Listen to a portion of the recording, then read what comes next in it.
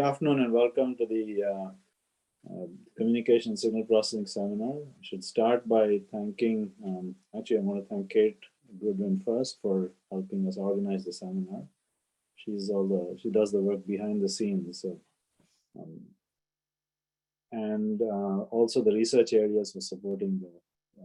So I'm delighted to welcome Randy Berry today, who's a seminar speaker. So Randy joined as a faculty professor at Northwestern University. He joined Northwestern in 2000, and he's currently the chair of the ECE department as well as the John A. Deaver Professor. His research interests are very broad. It spans topics in wireless communication, computer networking, network economics, and information theory.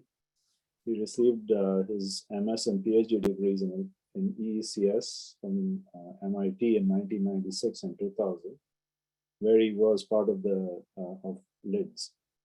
His undergraduate education was at the University of Missouri-Rolla, where he received the BS degree in electrical engineering in 1993. In 1998, he was in the technical staff at MIT Lincoln Lab in the Advanced Networks Group. He's a recipient of the 2003 NSF CAREER Award, and he's also currently he's an IEEE Fellow as well. With his co-authors, he's received several Best Paper Awards, including at the IEEE Workshop on Smart Data Pricing in 2015 and 2017, and also at the 2016 WiOpt conference. He's served several editorial duties, including at the Transactional Wireless Communications, Transactions and Information Theory. He's currently a division editor of the Journal of Communications and Networks and an area editor for the IEEE Open Journal of Communication Society. I've known Randy for a very long time, pretty much since maybe the ISIT in Cambridge. This is I think 1998. But definitely I got to know him a lot more since he joined Northwestern and I joined Motorola then. We've collaborated quite a bit since then. It's been wonderful. So with that, and Randy, I'll give you the floor, please. Yeah. All right, thank you, Vijay. Thank you for the invitation. Sorry I can't be there in person. Look forward to visiting at some point in the future. Lots of good friends at Michigan, including Vijay. All right, so I'm going to talk about some topics related to spectrum sharing for 5G and beyond wireless networks, and in particular going to look at some of these issues from a network economics view. So Vijay was telling me that lately most of the talks have been on various aspects of learning, so this is not a learning talk. I hope I don't disappoint everyone.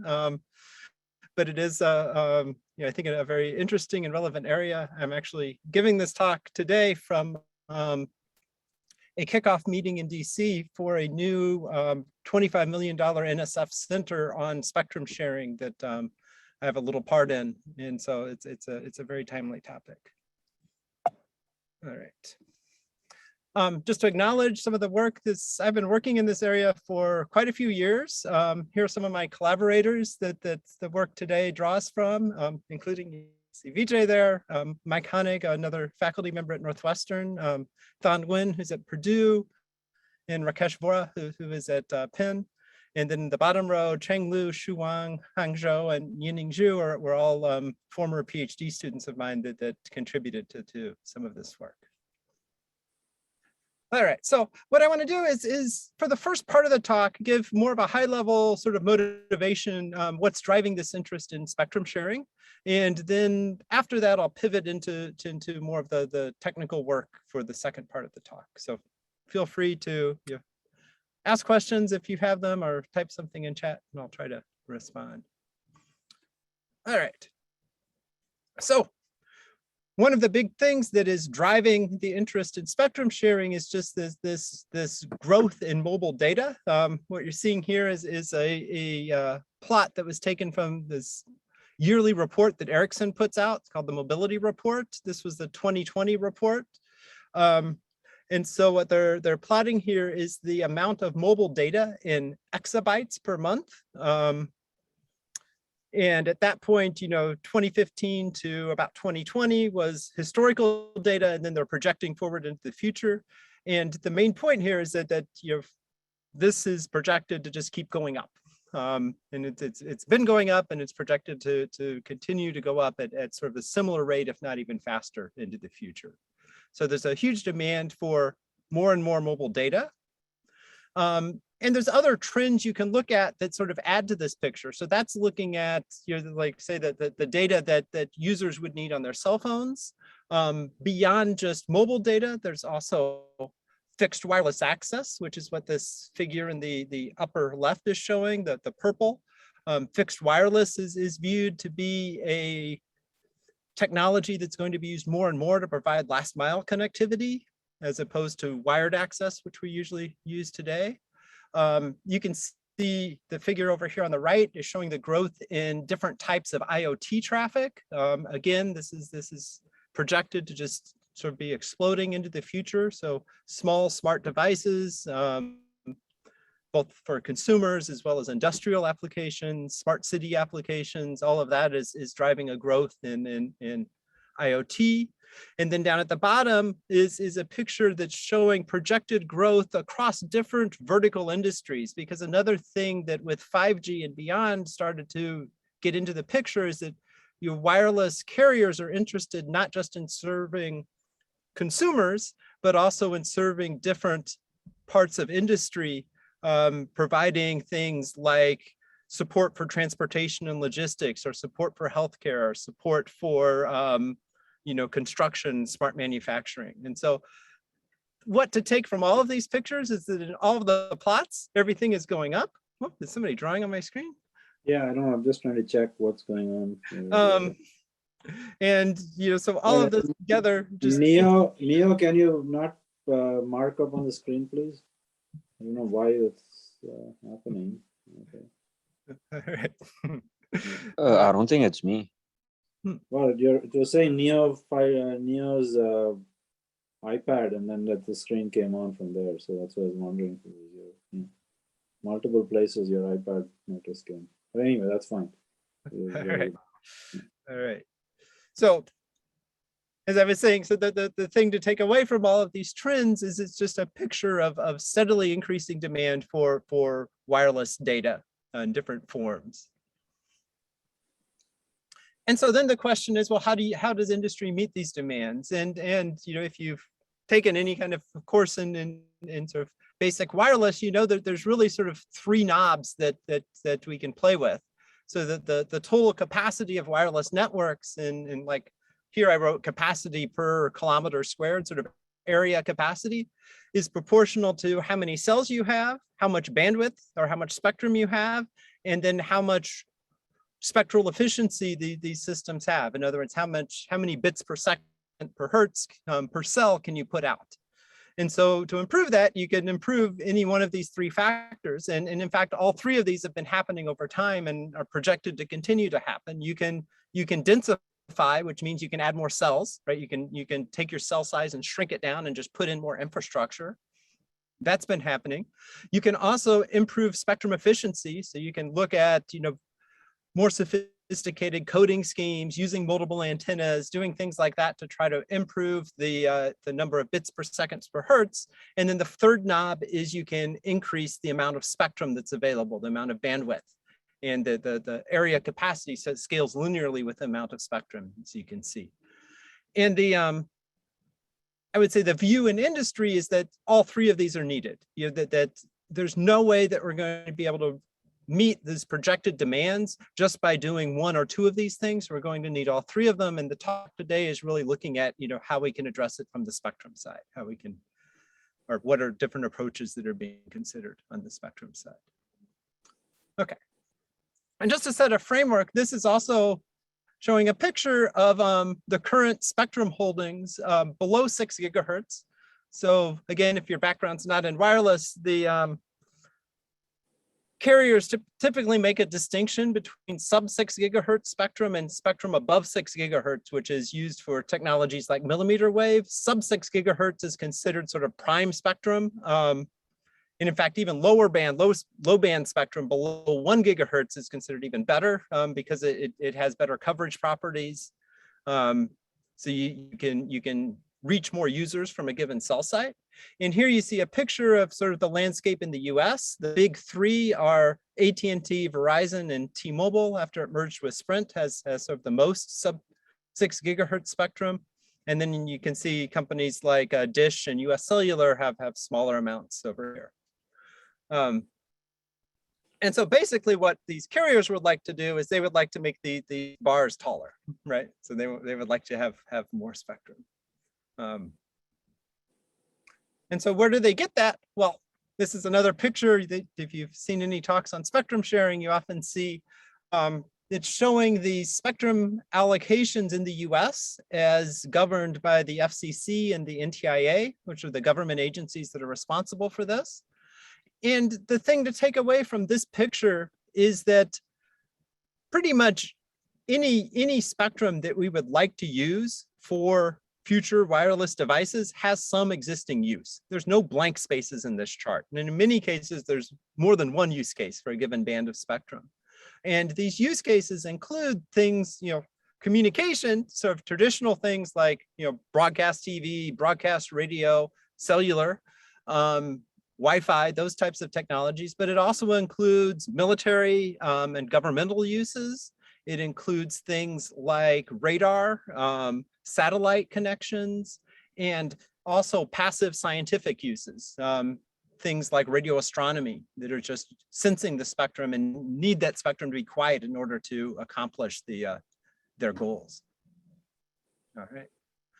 So given that, the traditional approach to getting more spectrum for cellular services, for mobile broadband services, has been to clear and reallocate spectrum via what's called an exclusive license. And so recently, the most recent auction that was run was the C-band auction in the US.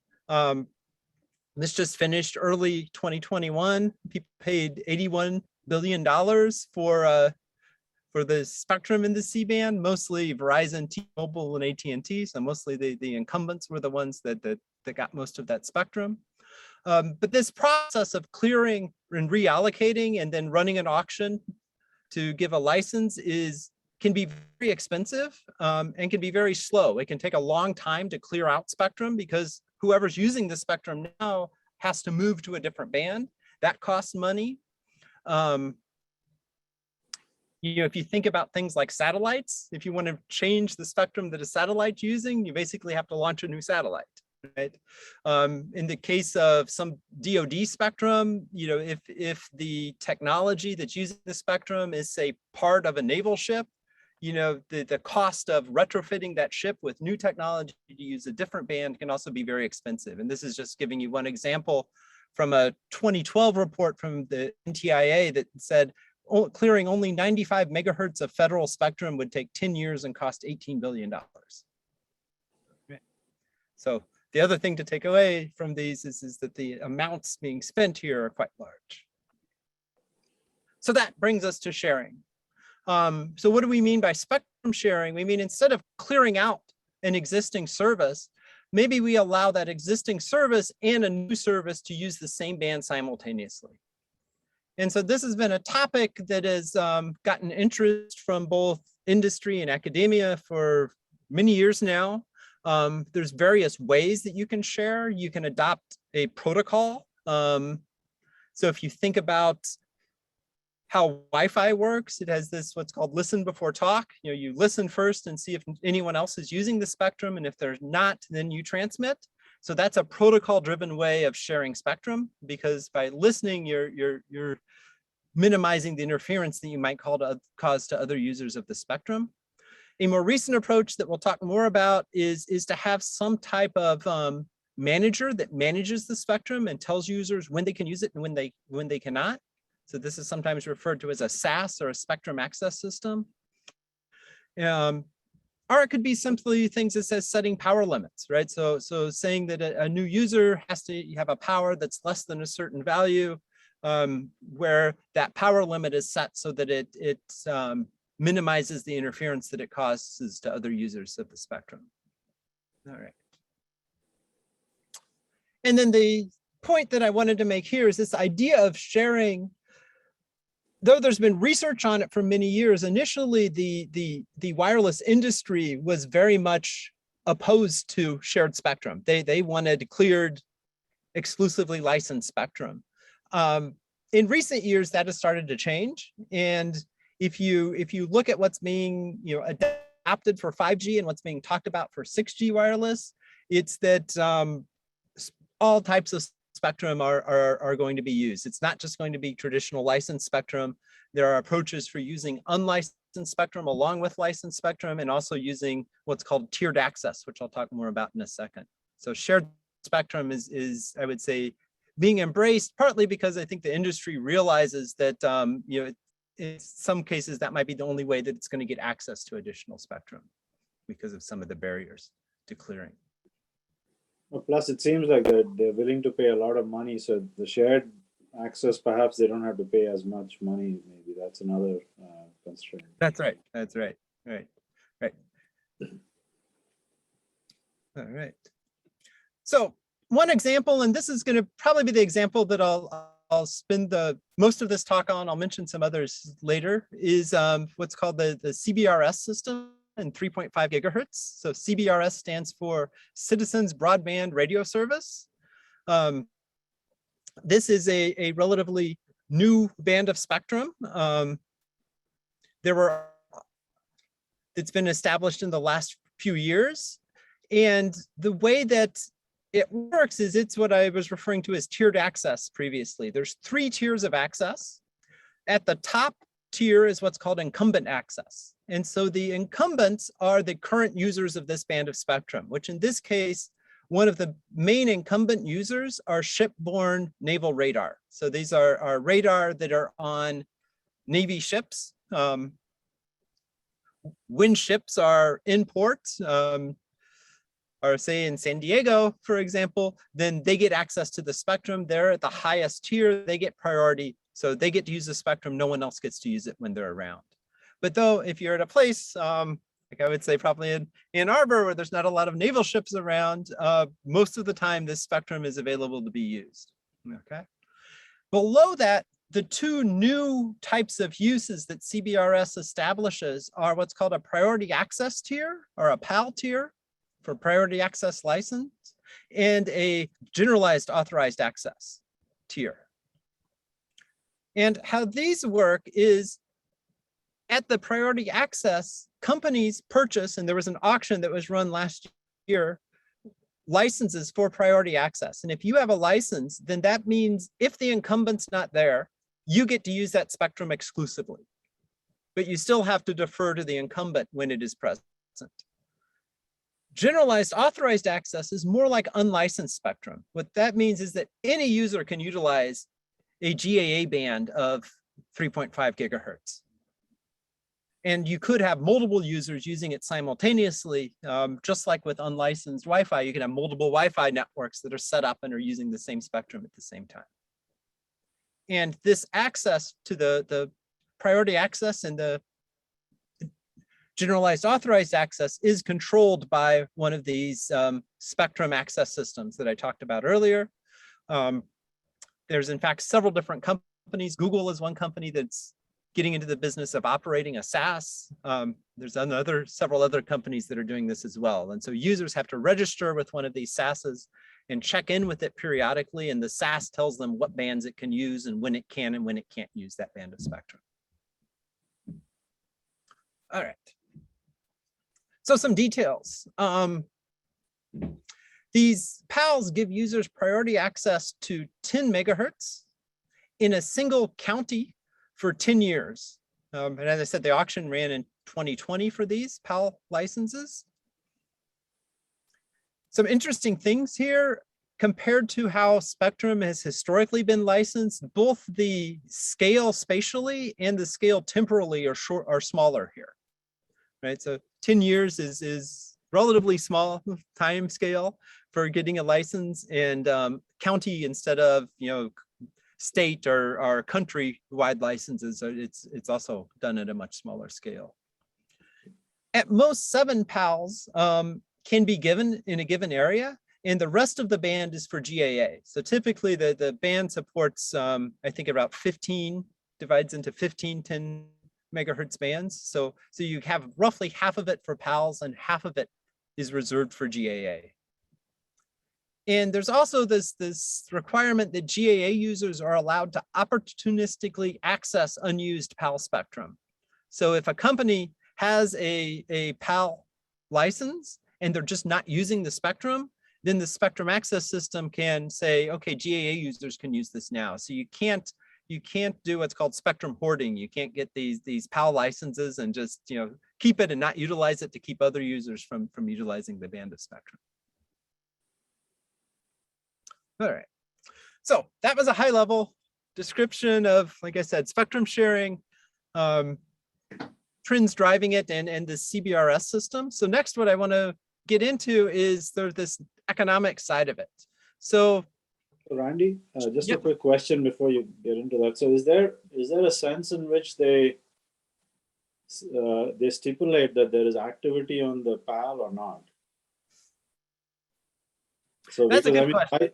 I don't want anyone to use the PAL that I paid for. So why do I not just send some signal that just keeps at the minimum activity level? Nobody's using it. So that the opportunistic access is not allowed. It's not allowed, right? Yeah. I've thought about this. I don't know the details. It seems to me like in principle you could do this, so you could transmit just dummy packets and keep the spectrum reserved. Yeah, that's a very good point. And there's also a question of what is the time scale of saying that spectrum is unused. Yeah. My impression now is that it's a fairly long time scale, but you can imagine, this type of technology as it develops, enabling you to do this on a much faster time scale, which I think leads to some other more interesting questions too. And just a question on the property rights in some sense, is there an expectation, just like regular spectrum licenses, that this would also be renewed after every 10 years or no? I think they would conduct a separate auction or change the... My impression is that they might re-auction it, but I would have to check that. So the initial rules for PAL licenses were even more shorter duration in smaller areas, and I know that the providers pushed back on that because they wanted longer licenses, and I'm not sure if they also pushed back on the renewal and if that got changed. So there was a bit of lobbying at that level. A good question. All right, any others? Okay.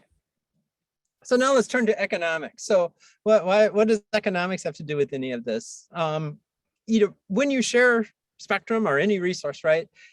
And you have providers that are playing in this, companies like AT&T and Verizon, they're competing for users, and now they're sharing a resource. And so one question is, how does sharing impact that competition? Moreover, how you share can impact the investment incentives of providers, which kind of goes back to what I was just discussing with Vijay, sort of the duration of the licenses. One of the arguments for having longer durations is that if you're going to invest in infrastructure, you want to make sure that you have that spectrum available to recoup the cost of your investment. Barriers to new entrants is another thing that is of concern.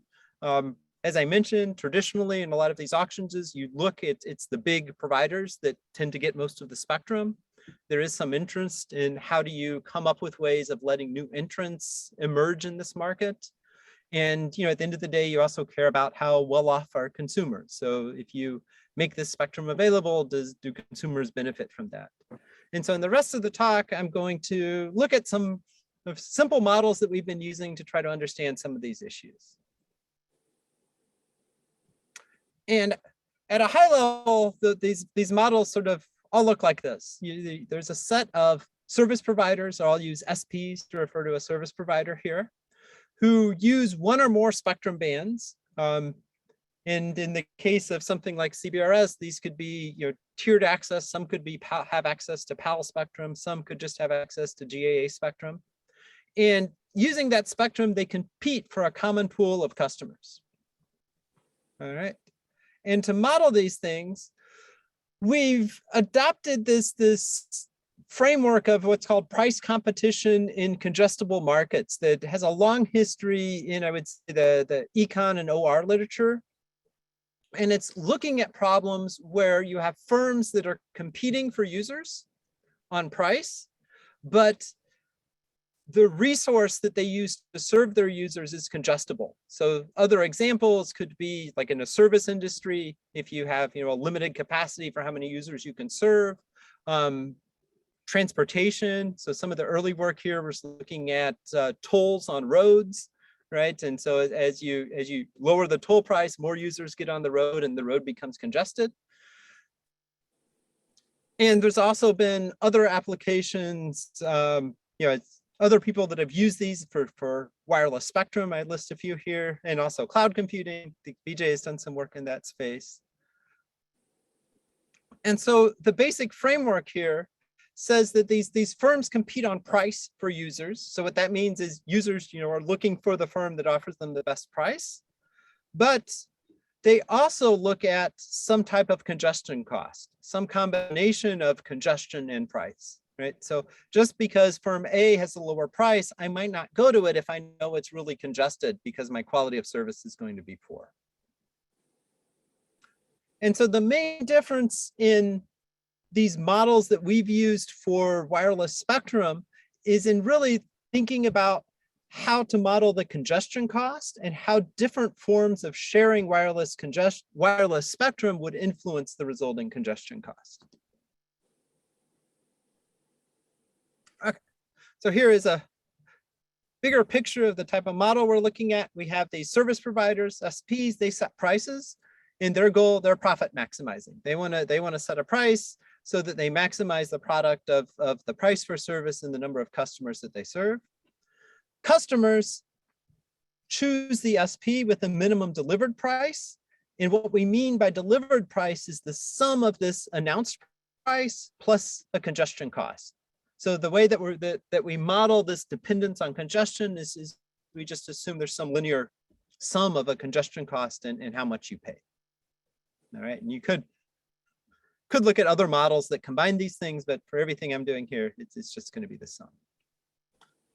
And I'm going to talk about three types of licensing models. So one is an exclusive license. This is the historic way that spectrum's been allocated. We have one SP that has an exclusive license to a channel. The next one is unlicensed. So by unlicensed, I mean that there's multiple service providers that all share a channel equally. So again, sort of think about Wi-Fi as an example, that there are ways to do this with like LTE and 5G as well, to have unlicensed sharing.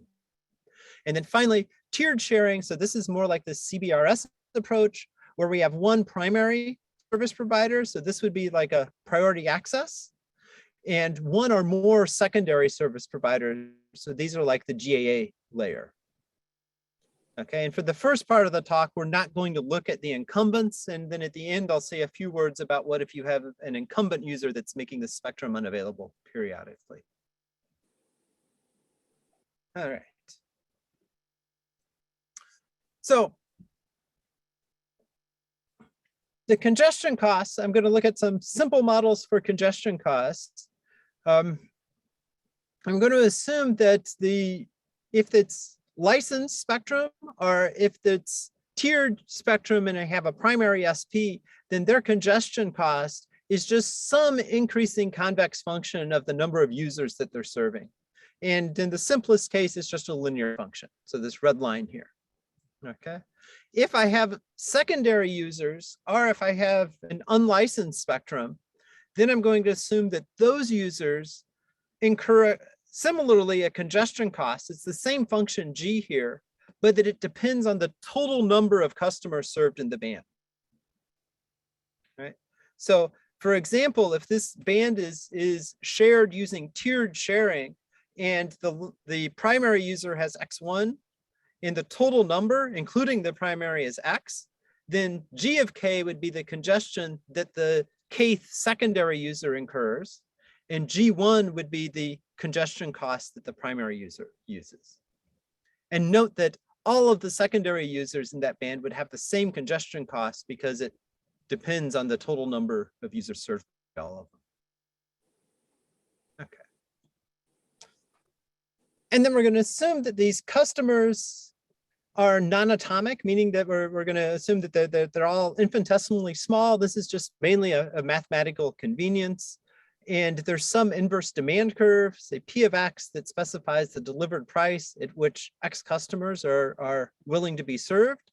So as you serve more customers, the price that they're willing to pay goes down. And again, here I drew it as a linear function. In general, it could be some concave decreasing function. And we're going to look at a two-stage game where providers first announce prices, and then customers select the provider with the lowest delivered price.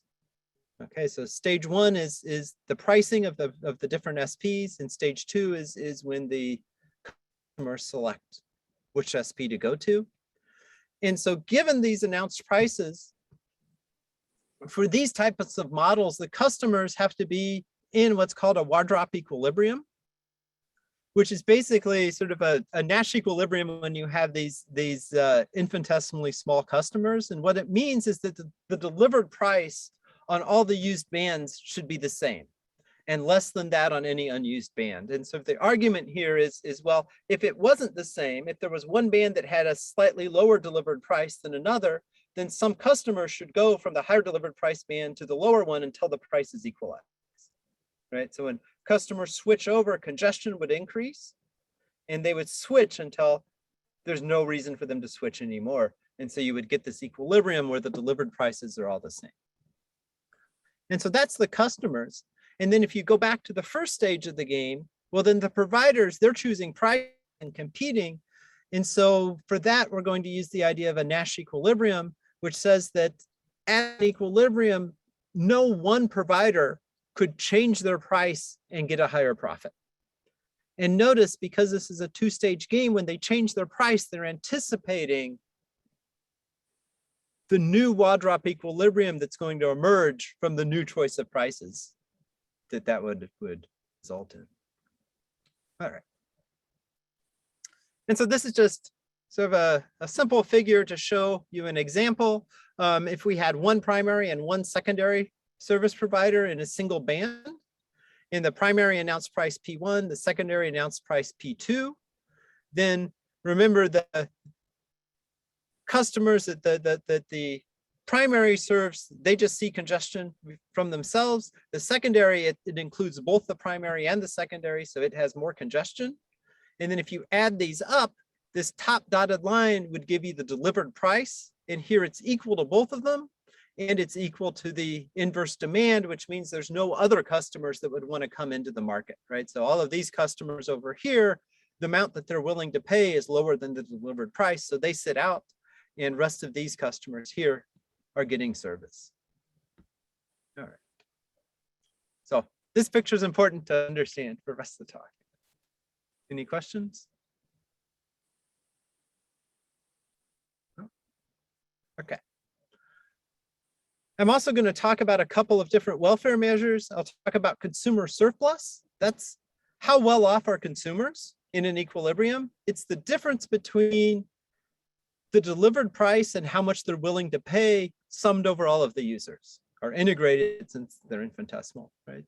And we'll also talk about the total or the social welfare, and that's the sum of the consumer surplus and how much profit each firm is making. So this is a measure of the overall economy, right? And so here's a picture just illustrating those things, going back to the same figure we had before. The triangle in blue is the consumer welfare, right? Because this is the delivered price. The inverse demand is how much they're willing to pay. And so when we integrate, we get the area of this blue triangle. The profit of the primary would be the purple square or rectangle here, and the profit of the secondary would be the red rectangle over there. And so if we sum up all of this area, right, of the two rectangles and the triangle, that's the total welfare of the market. All right. So a little warm up. First, let's suppose that there was no congestion, right? In other words, let's suppose that this congestion function g of x is flat. Then what we have is a model that's been well studied in economics. This is called Vertron Competition. You have firms that are competing on price for a given demand curve. And it's well known there that what happens is the equilibrium prices go to zero. And so firms make no profit, but consumer and social welfare is maximized. So if the prices go to zero, that basically would mean that in equilibrium, all the users are getting service. And so the triangle that we had before would be the entire inverse demand curve in this picture, the area under it. And so that's what I mean by saying that consumer and social welfare are maximized. And just to have some intuition, why do prices go to zero with Vertron competition? It comes because if you look at the resulting game, if say that the two firms were announcing non-zero prices, then one of the firms would always have an incentive to try to slightly undercut the other firm. And if it does that, then since users are trying to go to the firm that offers the lowest price, it would attract all of the users. And so then the other firm would in turn have an incentive to lower its price. And this ensuing price war would keep going until the prices get all the way to zero. Okay. And so keep that in mind. Now, the second one, let's look at the case where instead of having no congestion, now we have two service providers that each have a separate congestible resource. And so this would be like licensed spectrum. Two providers, they each have their own licensed spectrum, and the congestion depends on their own traffic. And so then the picture looks like this. You have the congestion cost for the first firm, the congestion cost for the second firm. And suppose they announce two prices, you would get a well-drop equilibrium like this. And in that case, you can show that when the firms compete, their prices do not go to zero. So congestion basically stops the firms from entering into this price war and decreasing their prices down to zero. And the reason for that is now when I undercut your price by a little, I don't capture the whole market because I start to get some users switch over to my service, but they also make my service more congested, which raises my delivered price. And so you don't get this sort of shock or jump in the amount of users that you serve when you have congestible resources. So now firms can make a positive profit. So interestingly, firms if firms compete on price, they would actually prefer to have congestible resources than uncongestible resources because now they can make a positive profit. But of course, that congestion means that you are sacrificing consumer welfare because you're not serving as many consumers as you were in the first case. Okay. So now let's move to these licensing models that I talked about when we have a single shared spectrum band. Okay, so what do I mean here? So let's think about this as a single Cbrs channel where there's not an incumbent present. And for that single band, I want to look at those three possibilities. So the first is an exclusive license. So let's suppose we give some service provider an exclusive license to that band. Then it's a monopolist. And so what is it trying to do? It's trying to maximize its revenue, which means it's trying to choose a price so that the area of this rectangle that I drew here that lies between the inverse demand and the congestion cost is of maximal area. Okay. And that's just what it would do. Now let's look at the case where it's unlicensed. So this is something that we looked at, I'd say sort of back when we started this work many years ago, we're looking at competition in unlicensed spectrum. And what happens there is very similar to the original model of Vertron competition that I mentioned. And that says if there's more than one unlicensed provider using a band of spectrum, then an equilibrium exists. And in that equilibrium, announced prices are competed to zero again. So again, firm profits go to zero. And what happens here is if the price is zero then the equilibrium is given by where the congestion cost intersects the inverse demand curve. And so the triangle shown here corresponds to the consumer welfare in this unlicensed model. And so what's happening is, you might say, well, wait, you said congestion helped avoid this sort of price war. Well, the key there was not just congestion, but the fact that it was different congestion functions for the two firms. So now it's the same congestion.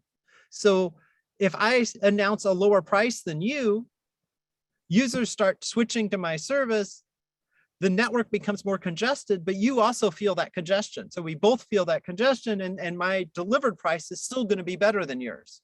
So I again will attract all of the users that are willing to enter the market. And again, that creates this incentive for firms to keep trying to undercut each other until their price goes to zero.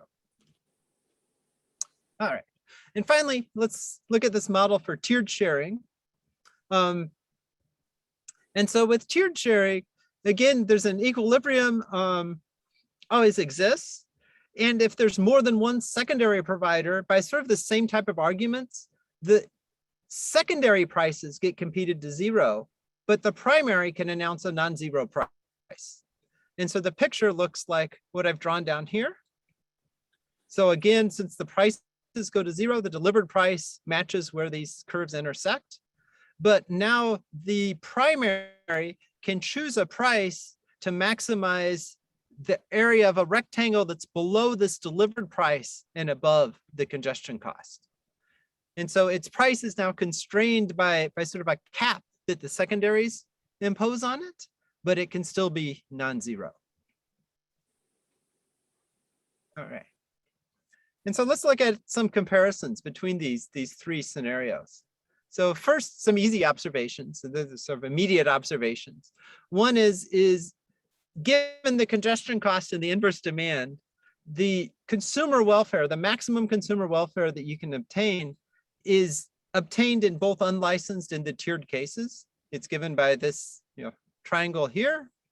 In both, it's equal in the two, and that's the most that it could be. And it's always better than in the licensed case, right? So in the licensed case, the consumer welfare is this small triangle up here. The other thing that's sort of immediate is that social welfare in the tiered case is larger than in the unlicensed, because consumer welfare is the same, but you have positive firm profits, right? So that adds to it and gives you larger welfare. So let's look at some of the other sort of, I guess, less immediate comparisons. One is to look at licensed versus unlicensed. Yep. Right, just a quick question on the previous thing. So that,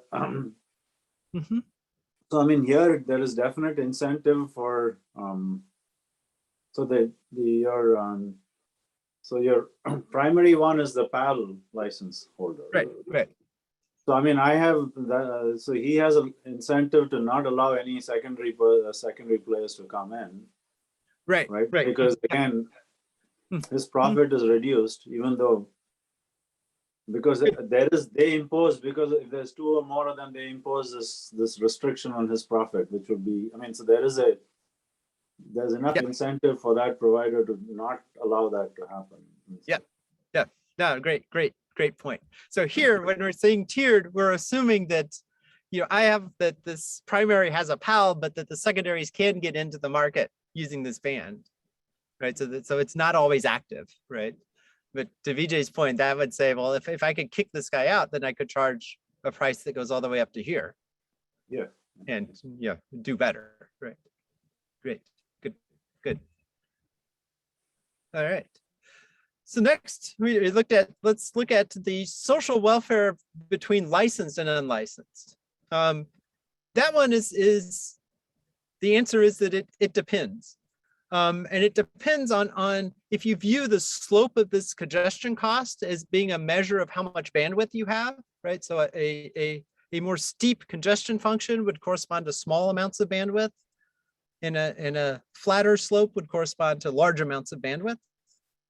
Then what you see is that when bandwidth is small, that an exclusive license gives you more social welfare than unlicensed. And basically what it comes down to is you're comparing the area of this big triangle here to the area in this, what is that, a trapezoid here, right? And so it's looking at this profit below the delivered price in unlicensed that a licensed provider would lose compared to the gain in social welfare here. And when the congestion cost is steep, this area is bigger than this one. And when it's flat, the opposite occurs. This area here is smaller than this area here. And you can quantify sort of when that crossover occurs given properties of these demands and congestion costs. If I didn't put that down here. Okay. So the welfare, social welfare between licensed and unlicensed depends. Okay. And finally, you could say, well, what about between tiered versus licensed? As long as you have multiple secondary users, the total welfare always increases with tiered sharing. All right. And so here's a little bit of a sketch to why this occurs. Let's assume that if I have an exclusive license, I charge price P1. Okay.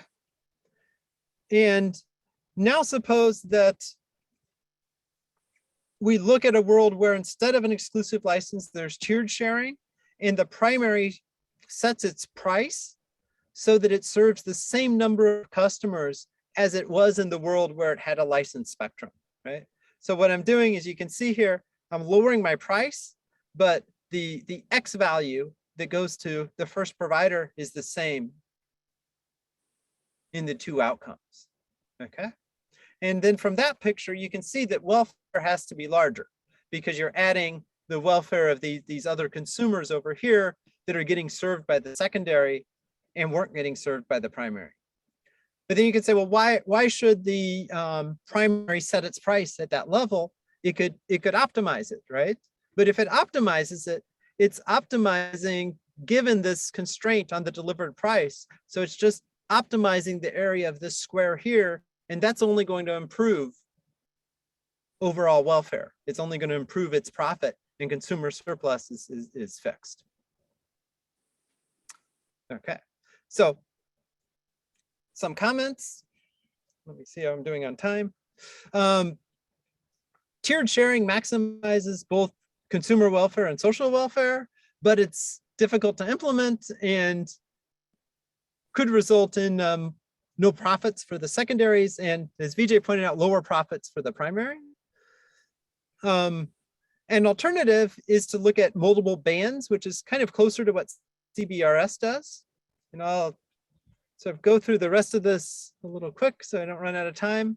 So you could take your total bandwidth divided into subbands, say K subbands, where each has a bandwidth of B over K. And then we could think about the congestion costs as being somehow proportional or inversely proportional to the amount of bandwidth in a subband. And we can look at how changing the number of bands impacts the outcome. And so consumer and social welfare increase with the number of bands if you have exclusive licenses. So the intuition here is, if each one of those bands is exclusively licensed, then you're increasing competition by increasing the number of bands. However, if everything was either unlicensed or tiered, then the number of bands doesn't affect consumer welfare or social welfare. So allowing this kind of unlicensed or this GAA tier seems to create enough competition that you don't need to further subdivide the amount of primaries in the market. And you can also look at sort of what happens in the limiting case where you let the number of bands go to infinity. I'll skip over that. And the other thing we've looked at here was a hybrid approach. So you could imagine taking a thing and dividing a band up and having some amount of unlicensed spectrum and some amount of exclusively licensed. So this would be like having PAL spectrum here, where you don't have any secondary users, and then having this GAA spectrum. And you can again sort of work through what happens in these equilibrium. And you can see that the consumer welfare increases with K, the number of exclusive licenses. And it also increases with the amount of unlicensed spectrum, which is not surprising. Social welfare, however, again, may increase or decrease with W, but for large enough K, it is decreasing. And so let me just show you a picture. This is showing a picture where we have, let's see, the solid curves correspond to consumer welfare, and the blue color correspond to K equals 1, so just one band of spectrum. So that would be one exclusive license and the rest of the spectrum is unlicensed. And then 10 would be 10 exclusive licenses and the rest of the spectrum is unlicensed. And then W is the amount of unlicensed spectrum. And so you can see, as I said, consumer welfare in both cases increases, and having more licenses also improves consumer welfare. On the other hand, up above, you can see that when you look at the total welfare, if K is 1, it first decreases and then increases, and it keeps increasing as you add more unlicensed spectrum. On the other hand, if K is 10, it's actually the highest value of social welfare is when there's no unlicensed spectrum or no GAA tier in the market. Okay, so tiered sharing seems to, well, tiered sharing still offers the best welfare compared to partitioning the band. You can also show that. But if it's not possible to do this tiered sharing, so if you say each band is either going to be GAA or PAL, then partitioning provides a way of trading off social welfare and consumer welfare. And interestingly, that's sort of what was done in Cbrs. So the band was partitioned. Part of it can be PAL, part of it can be GAA. And so it seems like perhaps what's trying to be balanced there is the increase in consumer welfare that you get with adding more GAA spectrum with the decrease in overall welfare because it's less profitable for the firms, and trying to strike a balance between those two. Not sure if that was actually what the policymakers were thinking, but at least that's sort of one way of thinking about what they did ex post. All right, how am I doing on time, Vijay? I think you're fine, yeah. You have, okay. You have 5 to 10 minutes here in that space here. Okay, good. I will. So the last question is, and I said so far I've ignored incumbent users of the spectrum. When sharing temporally with incumbents, so what do I mean here? If you have an incumbent that's there some of the time and not there some of the time, and you can use the spectrum when it's not there, then this creates spectrum that's intermittently available. And so one other thing that we've looked at, this was some work that Vijay was involved in, was looking at the impact of intermittency on these types of market interactions. And so to talk about this, I want to think about, there's sort of 2 different ways you could view intermittency. And they depend on roughly sort of the time scale that the incumbent is active versus inactive, right? So do you have an incumbent that's there for minutes, that's there for days, that's there for seconds, right? So that time scale. And then there's also sort of the time scale of the users, right? So can a user, in whatever interaction that it's having, whatever service it's using, can it tolerate some intermittency or can it not? And if the time scale of the incumbent's activities is much less than the customer service sort of tolerance, then intermittency really translates into delays, right? It sort of increases the congestion cost because the users have to wait, but then they get to do whatever they want to do with the spectrum. On the other hand, if this time scale that the incumbent's activity is much larger than what users can sort of tolerate, then this intermittency looks like an outage. It looks like spectrum's not there. Whatever I was trying to do, it doesn't work out, and I'm upset. Okay. So what I'm going to talk about today is looking at this case. So we've also thought a little bit about this in some other work. And so I'll just give a brief overview of this in the interest of time. Suppose that we have customers that have a high disutility for outages. And so then what a service provider would do if they had this type of intermittent spectrum is they would transfer their customers to another band when an outage occurs, right? And this is actually quite common today. You have most wireless service providers operate in multiple bands. In some cases, if you're closer to the base station, you might get access to some bands of spectrum that you don't when you're farther away, and your service might be better. And let's suppose that customers are sensitive to the average congestion over time. And so what do I mean by that? Is you can look at, say, a congestion cost for a customer that's served by a service provider I in a licensed band. Well, it will depend on here. I didn't define things. So the alpha is the probability that the spectrum is available. And so if the spectrum if the shared spectrum is available, then some portion of the traffic, let's call it WI, gets served on that shared spectrum. And so the users on this license band just see a congestion cost of alpha times G of Xi. On the other hand, when the spectrum is not available, it has to offload that traffic onto its licensed band. And so now those customers see a higher congestion. And then the average congestion that we're looked at is just these two costs, weighted by the probability that the spectrum is available or not. And you can have a similar expression for what happens in a shared band. Okay, so we looked at a model for this based on, instead of price competition, looking at what's called quantity or Cournot competition.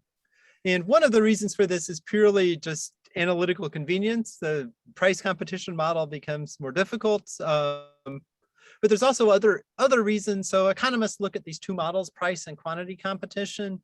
Quantity competition is viewed as sort of a better model for longer range competition, as opposed to short-term price fluctuations. Okay. And so the main difference here is, instead of choosing prices, now the strategic variable of the firms is the quantity of users that they serve. And then given those quantities, a market clearing price emerges. Okay. So here's a little more details. Providers choose quantities and again want to maximize profit. And then the prices that a customer pays are determined by those that clear the market. So the price would be given by the inverse demand of the total quantity that all the providers say that they want to serve, minus some congestion cost. All right. And just another aside, so what's known if you don't have congestion, if you look at price competition versus quantity competition, we saw with price competition, prices go to 0, but in Cournot, the equilibrium quantities are less than 1 and you have non-zero prices. So if your view of the world is that firms compete on quantity, then essentially in this setting, they don't compete as intensely and they are able to sustain non-zero profits. Okay. All right, so just one quick result in this setting. Here is something I refer to as a pooling lemma. So suppose I have one service provider and it has BI units of proprietary spectrum and WI units of licensed shared spectrum, for example, a PAL spectrum. Then you can pool these two bands together, and it's equivalent to a market in which that SP has TI units of proprietary spectrum, where TI is given by this expression here, where again, alpha is the probability that spectrum is available. So you can combine these and think about it as it just has proprietary spectrum, but the amount, note, isn't BI plus alpha times W, it's this expression here. Okay. And consequences of this, here's one example. If you look at this, if you look at T versus alpha for a fixed amount of intermittent bandwidth, right? So in other words, if I set alpha times W equals 1, so the expected amount, the average amount is constant as you move along here. So as you increase alpha, you decrease W to keep this equal. Then what you see is that the equivalent spectrum that a provider sees is an increasing function. It increases sort of convexly when B is small, and it increases concavely when B is large. But one of the points is that it's not a constant. So what this says is that the average amount of bandwidth with intermittent spectrum is not a good metric for sort of how providers how it would impact competition. And in particular, it says that, I would like this to be small, right? So I would much prefer to have small amount of spectrum that is or did I say that the wrong way? I want it to be large. So I would much rather have a small amount of spectrum that is available with high probability than a large amount of spectrum that's available with a small probability. All right, in this type of competition. And we've sort of analyzed, done a much more full analysis of competition with this kind of intermittent spectrum. But I think I'll skip over these because it's getting late and just finish with some concluding thoughts. So to summarize, this type of shared spectrum will likely have a prominent role in 5G and beyond wireless networks, just out of necessity. Different approaches for sharing can impact competition in wireless markets, and sometimes this impact is in non-trivial ways. So I think one of the things, one of the messages we've gotten from doing this type of work is thinking about sharing. It's not just a technical issue, but it's how does it impact the market and the incentives of the firms involved. We showed you some simple network economic models to illustrate this, and this framework I think is proved to be pretty powerful to look at lots of different variations on these themes. And as an example, here are a few other issues, some of them that we've looked at. We've looked at investment incentives. You can think about settings where you have different wireless services. So here, all the users were essentially getting the same service. What if that varies across users? You can think about models where you have different technologies, maybe in the same band of spectrum. So one topic is looking at approaches for using LTE and 5G and unlicensed spectrum and coexisting with Wi-Fi. You can think about different business models. So I think Google Fi is an interesting business model, for example, where Google uses other providers' networks as well as Wi-Fi to offer services. And there's also different forms of sharing and different incumbent use cases. So here we talked about intermittent spectrum that was driven by these naval radar in 3.5 gigahertz, but in other bands, the incumbent use cases are different and the sharing rules could in turn be different and lead to different trade-offs. So I'll stop there. Happy to take any questions if there are any. I'm going to open it up and see if people have questions. Otherwise, I'll ask one or two. Okay, sure. There's something in the chat. Okay. Thanks. Oh, thanks. You're welcome.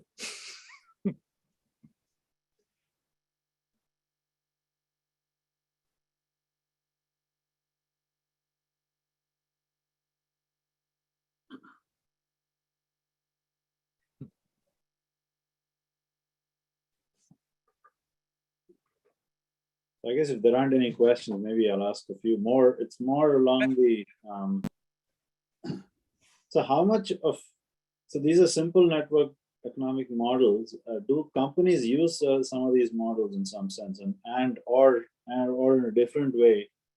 Is there data that you can use to find out some of these latency functions or what, I mean, at least at a course level?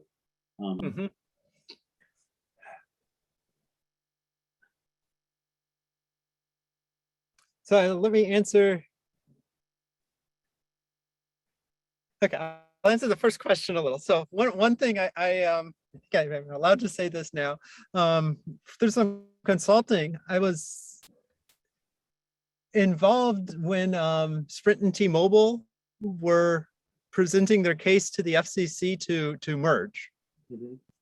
And got to see a little bit of the kind of network planning models that T-Mobile uses to, indicate kind of the impact of that merger on their business and on kind of the and I would say they don't use these exact types of models, but they do look at issues like this. And they do have access to some of this types of data, but most of it's proprietary. Yes. I think that's the big challenge, right? I think a lot of these firms probably have some sense of what these things would look like, or data that you could use to fit, but I don't think they would want to make it available publicly. Sure. But in terms of how do they also have data of the competitors, or is that not possible in some sense? That's a good question. And maybe they have some data. They have some data, right? For the CBRS or something, any service that runs the SAS, yes. Would they be able to infer such models for what is happening? I mean, that might, because they're looking at activity and then saying who's doing what across the band in some sense. I have not thought about that. Good, interesting question. I mean, somebody like Google used their data from running the SAS to figure out these things. Yeah. Potentially, I could see this. And there is some. I mean, so there is also, like the FCC does, I think it's annual report on sort of the wireless ecosystem, and it does have some data on like service prices and how much stuff's deployed, but it's on a very macro scale. Yeah, I mean, some of the questions it need not just, it may also be in terms of license violations as well, right? I mean, so how do I mean, the SAS could perhaps monitor that, but is that data available to FCC? Does it go to a court essentially to see if the thing has been, if one of the secondary providers is not behaving the right way, for example, right? Or the primary one not getting out. Right? Yes. I mean, so it could be useful for them, right? There's a whole enforcement is a whole nother talk. I think. Yeah, I see Mingyan. Hi, Randy. How are you? Hey, Mingyan. Good to see you. I missed most of your talk. I caught probably the last 20 minutes. So I have a question similar to Vijay's, which was, what are some of the factors driving their decision making when it comes to this? Meaning that, in some other space, for instance, I don't think they always do what's good for them. Our definition of welfare, profit, let's say, right? Sometimes maybe it's a matter of time scale. All they want is to kill off their competition. And so so the question is, when it comes to the mode of operation, how they want to actually purchase, own, lease, and share, the positions that they have staked out, and so on. What do you think is driving those decisions primarily?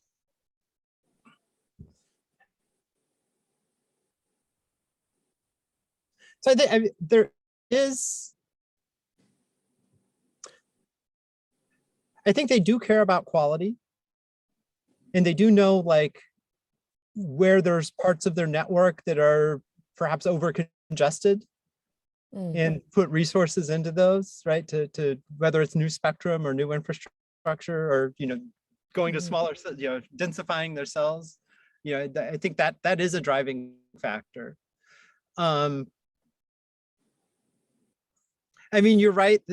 I think in all of this, you can look at longer range competition issues. Do I cut price for a while to try to drive out competitors? And these models don't get at that. I think that's fair. Well, I guess my question is, what is your sense, if you have had the opportunity of some of, behind the scenes conversation, what is your take on that, rather than, Yeah, no, I think they do fairly sophisticated network planning in terms of like where their investments go. On the pricing side, I don't have as much insight into what drives their pricing decisions when they're looking at the market. I mean, it's clearly competitive. I mean, you saw things like when T-Mobile emerged and started announcing like no overage fees, the other companies respond, right? So there's definitely they are engaged and aware of each, and competing pretty intensely. Yeah. I mean, and I view these kind of things, I think the types of models we're looking at this, sort of simple level, is perhaps more useful to inform policy than to, say this is something a provider should use. I think that the kind of model they would need would be much more sophisticated. They do also, I know they do try to estimate things like demand curves. Right. And and diffusions of new technology, like how fast are people going to adopt 5G? Yeah. Those are all big issues. Thanks. Yeah, sure. So Randy, one sort of question, I mean, can these models be reconfigured in some manner to look at if there are multiple technologies? I mean, you're talking about different technologies, but if say between 2G, 3G, 5G, and so when should you retire one technology versus another? I mean, is there a way that, are there models that can spell some light on that or not really? I mean, that's not something that is. I mean, my sense is there you'd want some kind of dynamic model. Perhaps, yeah.